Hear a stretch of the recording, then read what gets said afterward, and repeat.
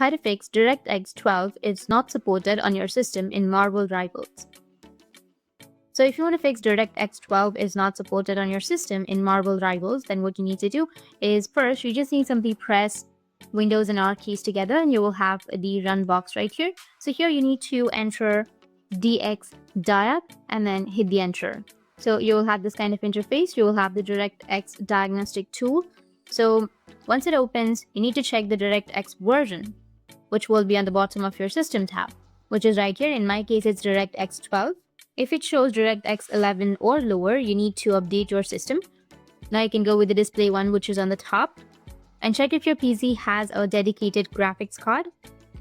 If it only has integrated graphics, these fixes might not work, as Marvel Rivals requires a dedicated GPU.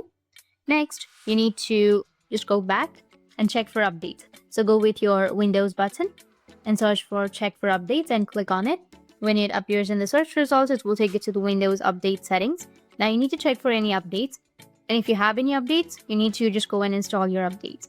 After that, restart your computer and it will fix your problem. Or you need to update your graphic drivers.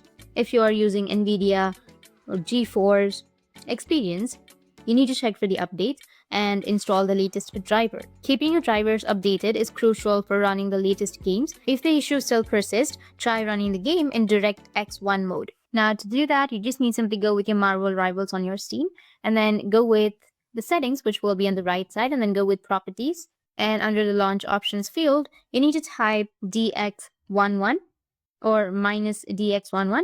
Once you've entered this, just hit the enter button and go back and relaunch the game to see if it works.